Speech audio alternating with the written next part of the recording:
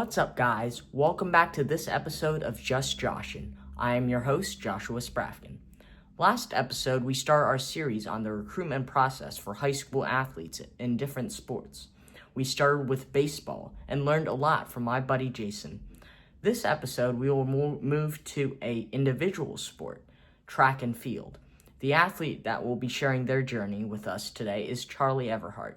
Charlie will be attending Bates College, which is a D3 program. So we are here with Charlie Everhart. How's your senior project going? It's going really well. I'm working on a farm, and they donate all of their food to food banks, so it feels really good to be doing it too. I spend about 4 hours a day harvesting, planting. The people there are really wonderful, so it's a very good experience. Great. So now I saw you on signing day. It's a great moment with your family and friends. So what does signing day mean to you, like personally? It was really the moment that felt like I made it, like I did it.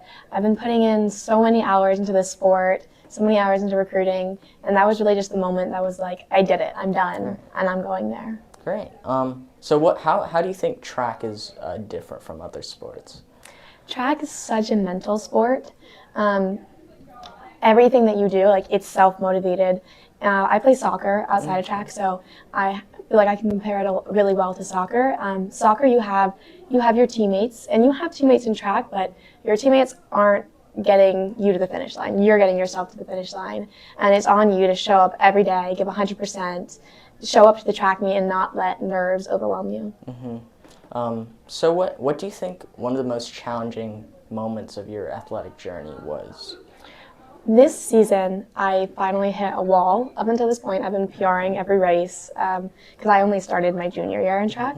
And I've been PRing, getting better every race, and then got to this season, I had broken 59 indoor, and then I just stopped getting better. I just kept running 59 and 59 and 59, and everyone else was getting better, and I just 59, 59, 59, and it made me realize that a lot of the joy I was getting from track before was from PRing every race, and so I really had to take that time to figure out why I enjoyed track and what made me want to do it even when I'm not getting better. Yeah, so it's part of the journey to like know that you're not always hitting a PR and just at your best. Right, it really ebbs and flows in track. Yeah, great. So talking about your recruiting process, just walk me through it. What were some highlights? Yeah, so I had a really unique recruiting experience because I actually didn't start track until last year, which is when a lot of people have already committed. So I started indoor season last year, so that's winter season. And I started running. I wasn't that great my first season, but something about the way I ran, Coach Bauman saw, and she was like, you're going to be really good. Like, I want you to stick with this. So I kept running, and then very late in the season, I ran my first 400, which is my event, which I didn't know that at the time, and I ran about 61 seconds, which for my first 400, if you don't know much about track, is pretty good. And then I kept it going the next season, and I ran 60 flat, and Coach Bauman was like, I think you could reach out to coaches with this time. And unfortunately, at the same time, I got an injury, so I couldn't keep running, I couldn't keep getting better, and I had to reach out with coaches and say, I don't have the best times, but I have lots of potential. I've only run 2 races. Would you be interested? And I got a lot of no's because obviously I wasn't running very fast times at the time.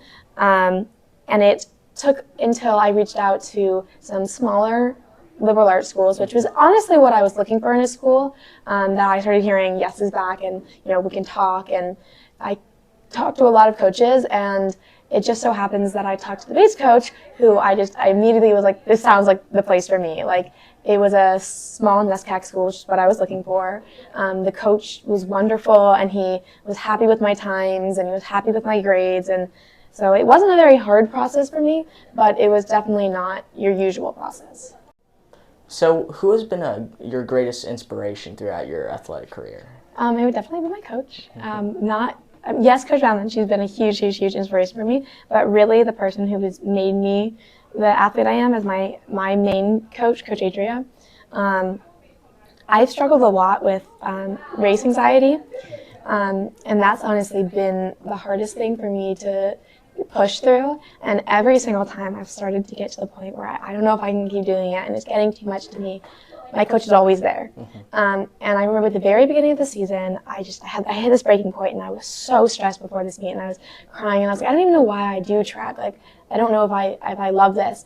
And my coach sat me down, and she was like, Charlie, like from the moment that I've seen you run, like you've loved to compete. And she was like, no matter what happens, I'm always going to be there for you at the finish line.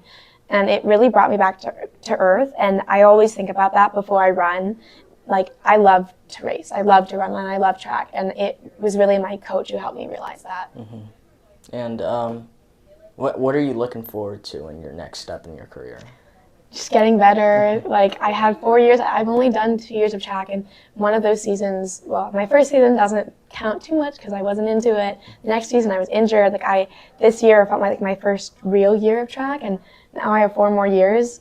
And I have, like, again, a unique experience where, like, I'm just getting started in this sport. So I'm really looking forward to getting into the nitty-gritty of track. All right. And what is one piece of advice you would give to a younger track athlete? Know why you're doing it. Like, know why you're doing the sport.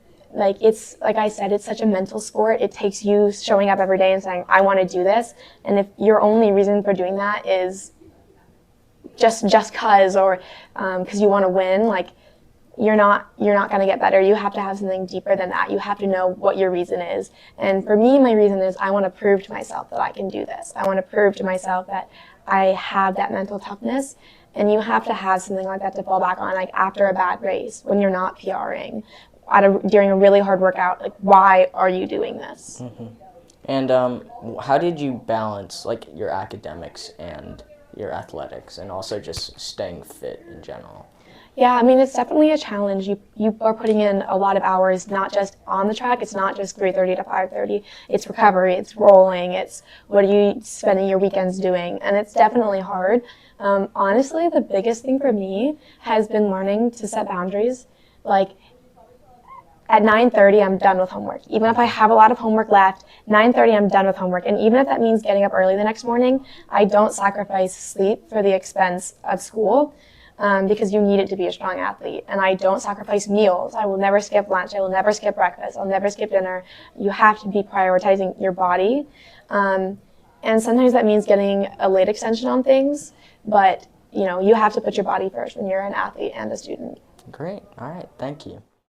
Thank you for tuning in to this episode of Just Joshin. Make sure to like and subscribe, and tune in for the next episodes on the journeys of other successful athletes.